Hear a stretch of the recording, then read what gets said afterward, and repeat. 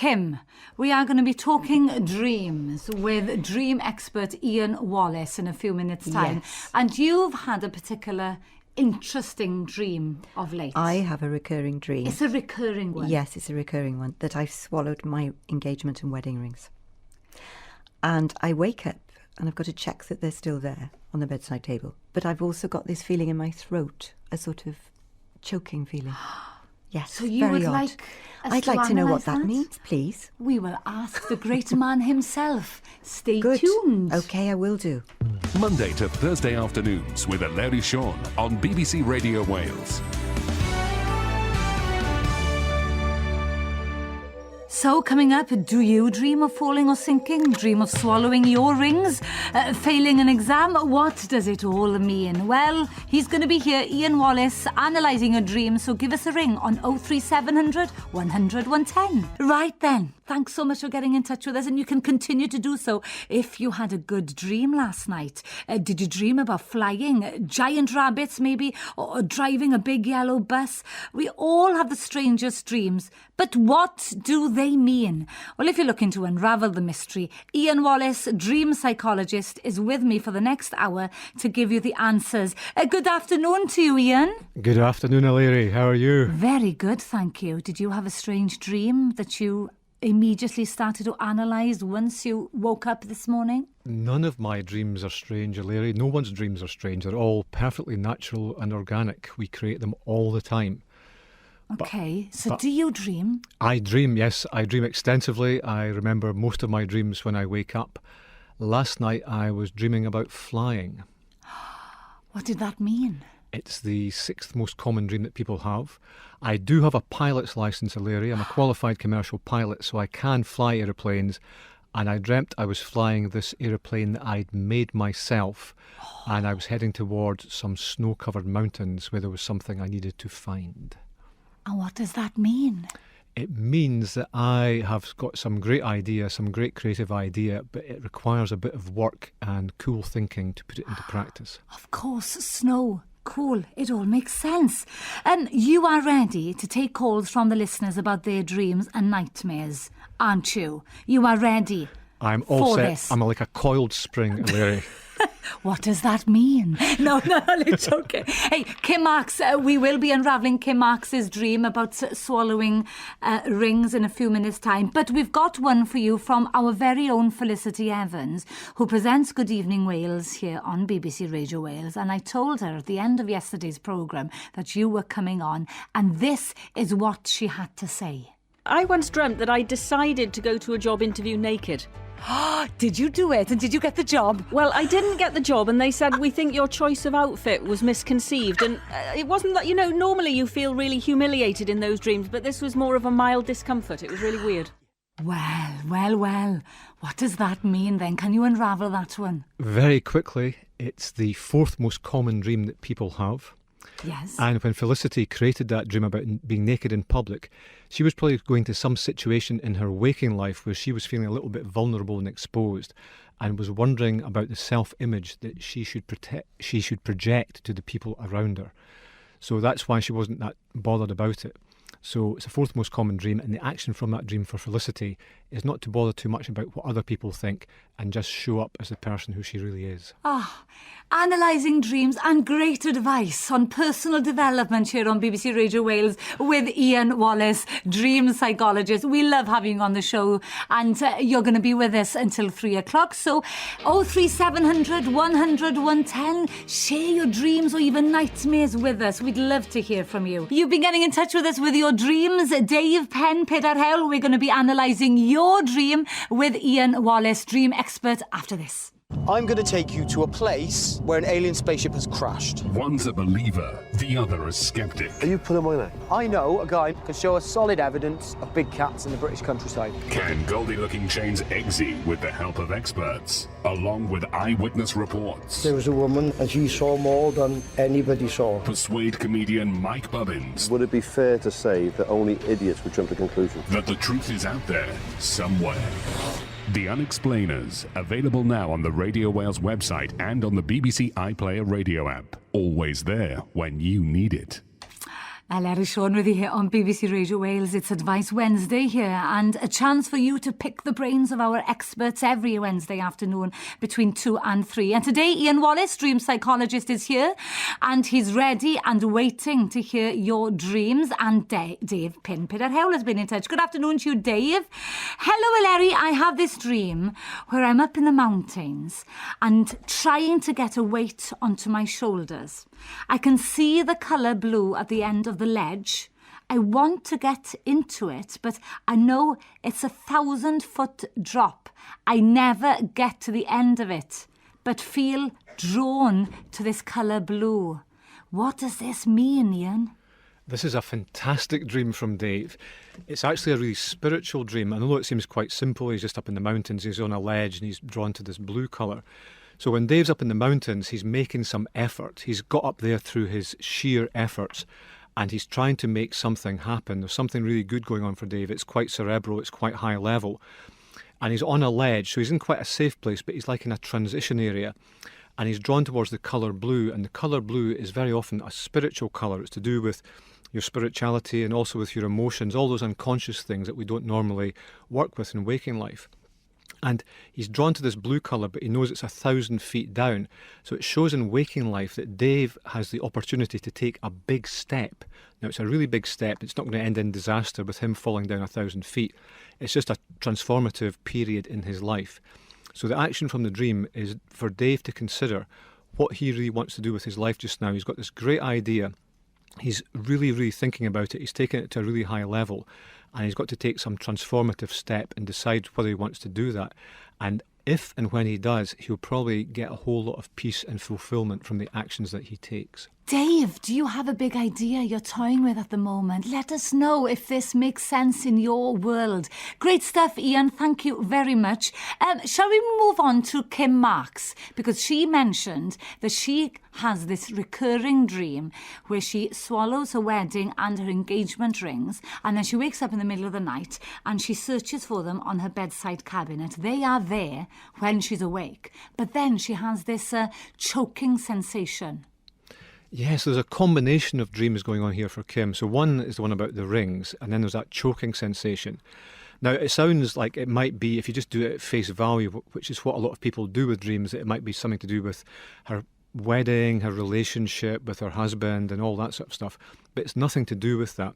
What rings symbolise are a relationship, and it's usually not a personal relationship. It's usually some sort of professional relationship where she is wanting to have a more professional relationship with someone, but she feels she keeps having to swallow her words and she can't really speak up, and that's why she's choking.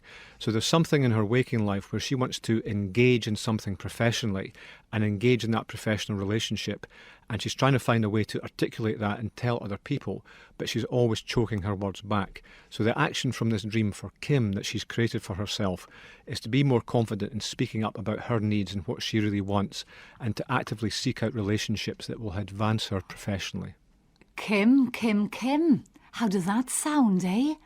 03700 100 110. I'm sure she'll come down and tell us that makes total sense. We'll find out, Ian Wallace. You can text us your dreams to 81012. Ian is here to analyse them all. And there's no such thing as a bad dream, Ian, isn't there? That's absolutely right, Eleri, my dream apprentice in Cardiff. Thank you. There is no such thing as a bad dream.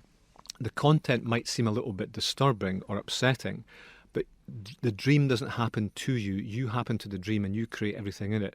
So when you create a dream that's a bit unsettling, there's something in your waking life where you are maybe feeling a little bit unsettled, and it's indicating actions you can take to do something more fulfilling and satisfying for you that will make you feel happier in waking life. OK, we'll come back with you in a few minutes' time. Finish your coffee, Ian. Enjoy. Put your feet up.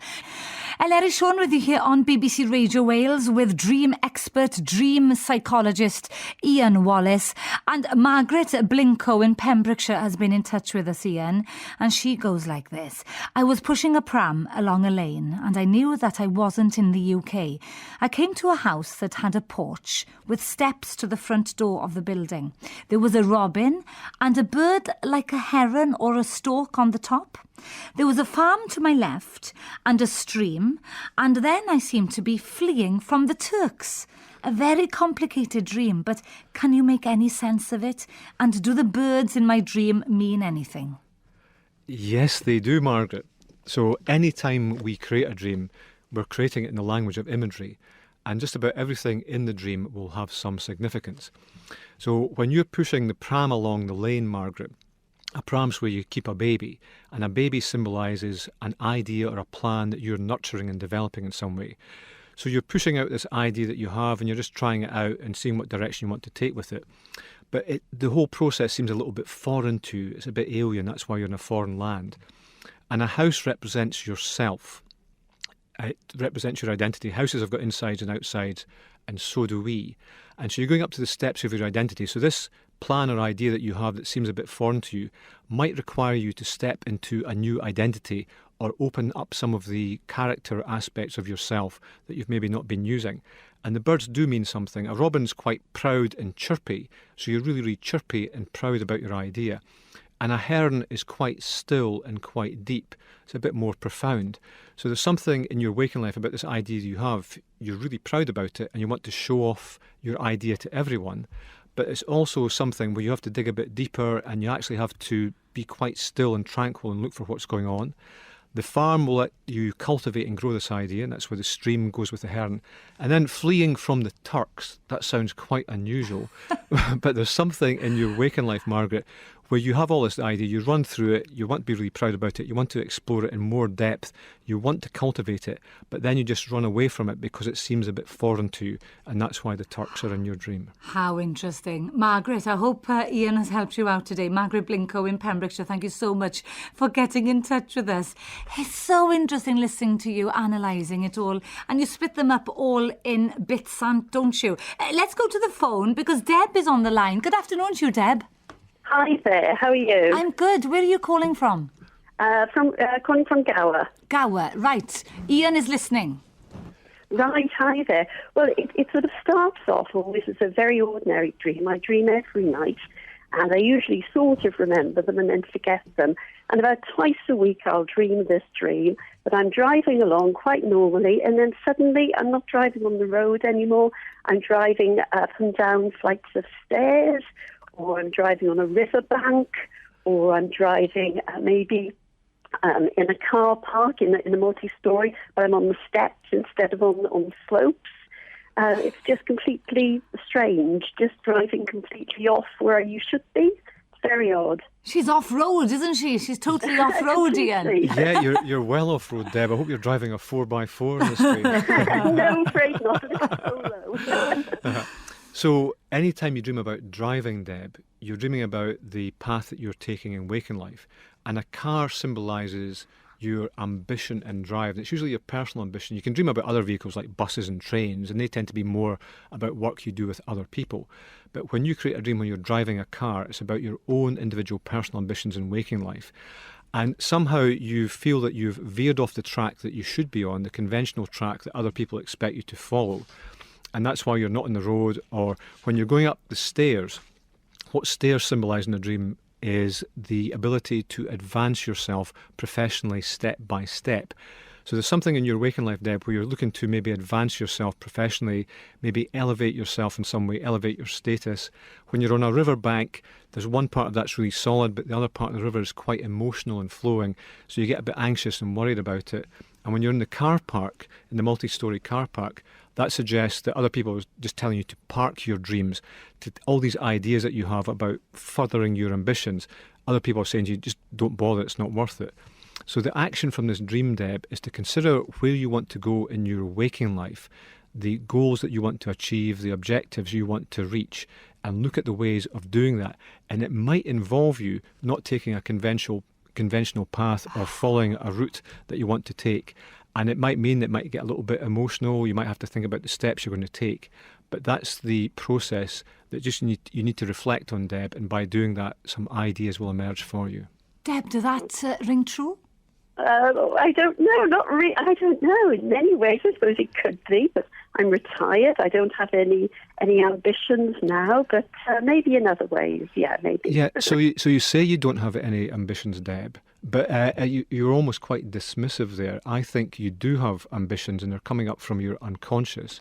And maybe because you're retired now, that's why you feel a little bit lost. You used to have a very, very clear career path, and now you don't. And just because you're retired, Deb, it doesn't mean that you're no longer of use to people or you can't do anything that's really meaningful and purposeful for you.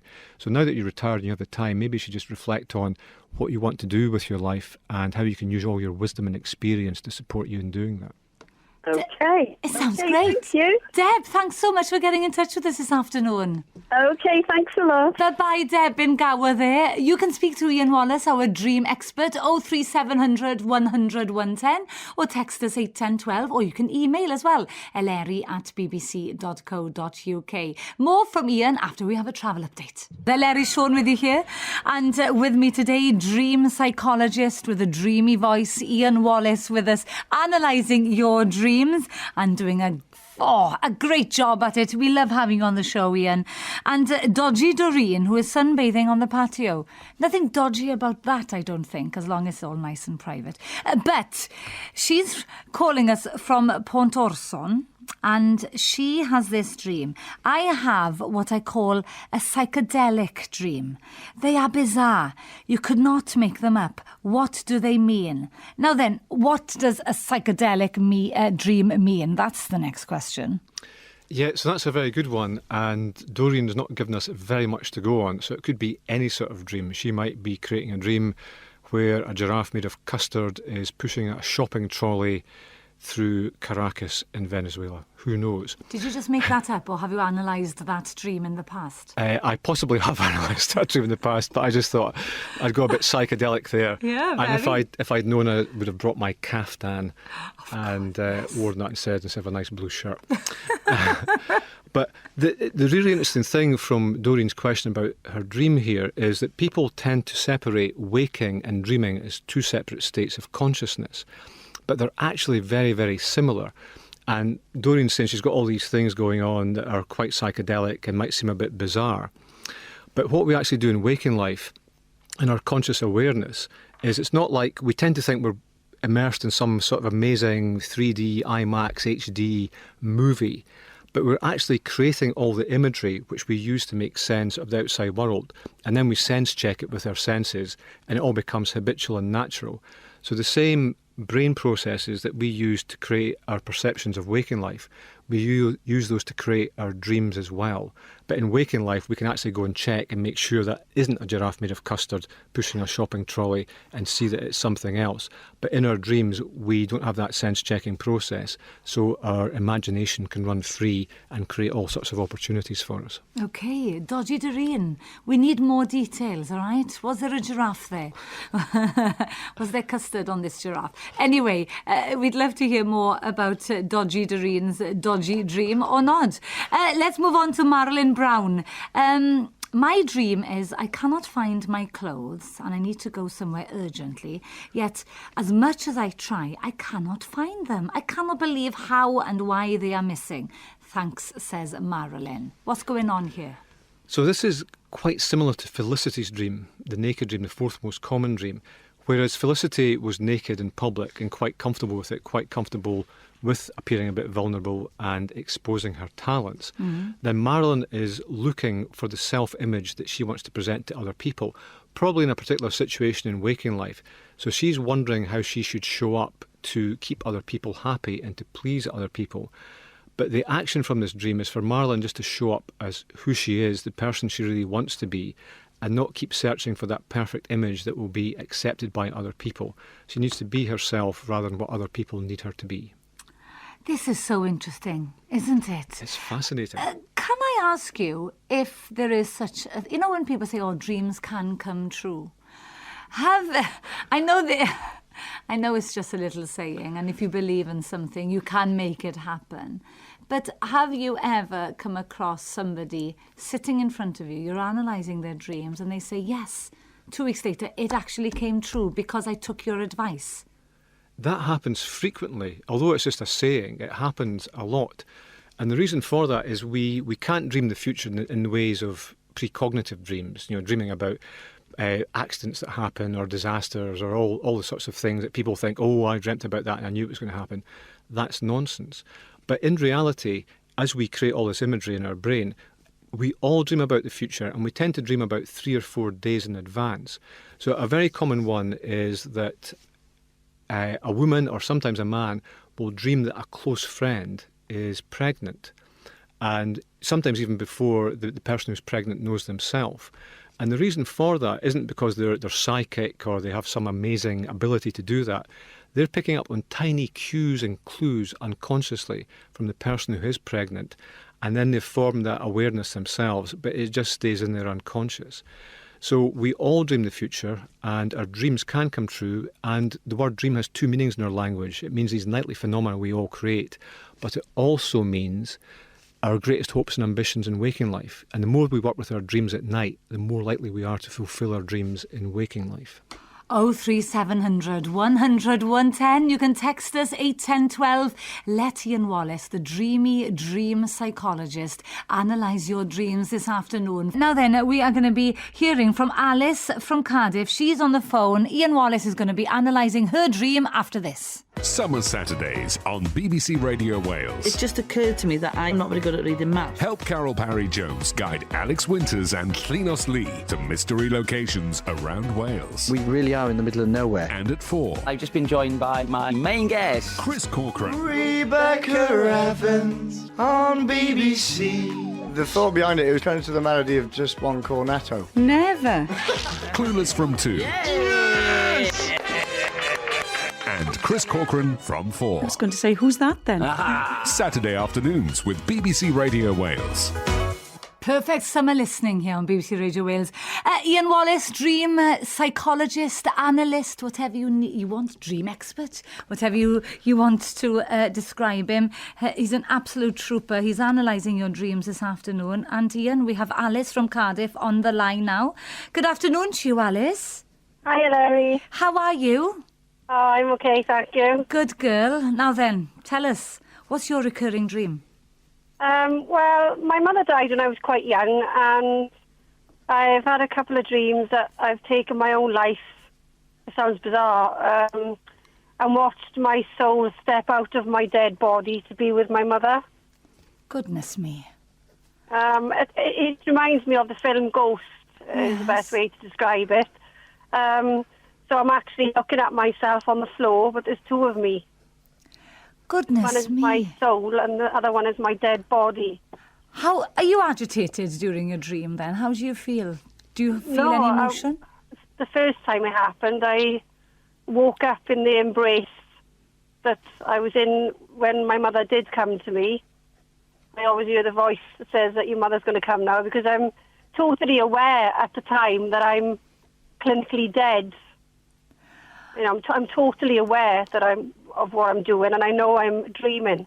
Goodness me. Ian, this sounds pretty dark. Alice, thanks for sharing that dream, and it's actually a really powerful dream, and it's really positive and healthy. So as we said, Eleri, there's no such thing as a bad dream. Yes. And although this dream sounds quite disturbing, Alice, and thank you for sharing it with us, it actually shows a really powerful aspect of dreaming. So when you dream, Alice, you create the dream. It doesn't happen to you. You create the dream and everyone in it. So all the characters in the dream are aspects of your own self, Alice. So when you dream that you've taken your life and you've died, then there's something in your waking life where you have the opportunity to leave some aspects of your past behind and step into a new self, and step into a new spiritual, more soulful self. And leaving aspects of the past behind, it's not precious things or valuable things you're leaving, it's just parts of yourself that you don't need anymore. Right. So this dream is all about, in waking life, you have the ability to transform yourself. And the lovely thing about it, because it's to do with your mother, although your mother's passed away, you still embody the qualities that your mother gave you. So although she's no longer physically around, you can still embody those qualities and use the qualities that your mother gave you in a really wise and intelligent way. And so it is like the film Ghost, where you have your waking life where you go through all the things that we all do and all the little ups and downs. But this dream is also showing you that you've got a really, really powerful spiritual self, Alice, that will get you through any challenges or trials or any difficulties that you might face in waking life. And that dream might emerge, you might create the dream when you feel a little bit challenged in waking life. But it's a very, very powerful dream to have. And rather than it being about a life taken away, it's actually a really life-affirming dream, Alice. It's just affirming how powerful and wise you can be. Alice, have you been worrying about this dream? Well, no, it happened. I mean, I'm nearly 47 now. I had the dream when I was 22. I mean, sadly, my mother died when she was just 45. But so I had the first dream was over 20 years ago. But the other recurring dream I have on a spiritual sort of level is I dream of cemeteries and I see the people sitting in front of the stones. I know it sounds really disturbing, but I don't know whether it's a psychic sort of thing, but you know, seeing people, not the names on the stones, but the people who are, you know, in the graves. So the people who have died are sitting on their own graves? Yeah. Yeah, so that's not so much of a psychic dream, Alice. It's just really the fact that all those people, they are aspects of your own character that you feel you've maybe had to lay to rest because you've been looking after the needs of other people. And all those aspects are maybe things that you've wanted to do in your life and things that you wanted to pursue. And that's why you can see the people there. And when you create those people in your dream, you're just actually looking at the choices you have to bring some aspect of yourself, some talent or ability that you have, to bring it back to life and really embody that talent and do something with it. So again, although the dream seems quite disturbing and quite doomy, it's a really positive and healthy dream to create. Does that make you feel better, Alice? Yes, it does. Yeah. I mean, it does explain a lot. Yeah. I mean, I did feel better the following morning when I woke up, because I mean, at the time I was only young, and I honestly believed that, you know, I'd been with my mother in that dream. Yes. During the night, and it was the night before my birthday, so I was feeling quite emotional. Anyway, around that time, obviously, you know, you learn to live with grief 20 years later. Yes. And I don't get the dreams as much now as I used to get them when she first died. Yeah. So I'm probably exactly feeling a bit stronger and adjusting my sails, so to speak. But no, it does make sense. It all makes sense because of what was happening around that time. Well, Alice, as Ian said, thank you so much for sharing your dreams with us. And so glad, obviously, that Ian could explain, the positive or affirming, really, the positive side to your maybe dark dreams that you have been having. Alice, thank you so much for getting in touch with us. More from Ian. We will try and sneak maybe one more in. Dream expert Ian Wallace here analysing your dreams today. And may I say bonjour to Roland in France. He's just got in touch. Good afternoon to you, Roland. I've had this dream, okay, that I am flying over rooftops using my arms, and after 3 or 4 roofs, I cannot make it and head downwards despite flapping frantically. What's going on here, he asks. This is a great dream from Roland. So, bonjour, Roland. Ça va? Oui, oui. So, the flying dream, the 6th most common dream, is all about releasing from commitments and obligations in waking life. So we hear this in the language we use, the gravity of the situation, or it's a weight on my shoulders, like in Dave's dream. And when we release from that obligation, that commitment, then we can do something where we can fly creatively. And the fact that he's flying over rooftops, anything to do with a city or town, suggests that it's to do with some relationship in waking life, maybe a professional relationship. And he's just trying to see how far he can get. And then after about 3 or 4 roofs, he starts to come back to ground. So there's something that he's doing in his waking life where he's trying to put something into action, but it never quite gets to where he needs to get it to. And roofs can also symbolise something to do with security and feeling safe. So there's maybe something where he feels he's just a little bit out of his comfort zone when he's putting his idea into action, when he's putting his creativity into action. So the action from this dream for Roland is to consider how he wants to put his ideas into action, think about the things that will make them really fly, and then instead of just going over 3 or 4 rooftops, thinking of ways of grounding his ideas and the specific steps that he will take to put his ideas into action. And then once he does that, he'll probably have some dreams, Roland will create some dreams, where he's flying much further. Amazing stuff. Thank you so much, Ian Wallace, for analysing everybody's dreams. Unfortunately, we haven't been able to go through every single one, but will you come back? Yes, of course. I'm always delighted to work with you, Eleri. Ian, my dreamy Ian Wallace, dream expert. Thank you so much. And of course, you can get in touch with us and we'll keep them maybe for next time when Ian joins us once more. Thank you, Ian. Thank you, Eleri.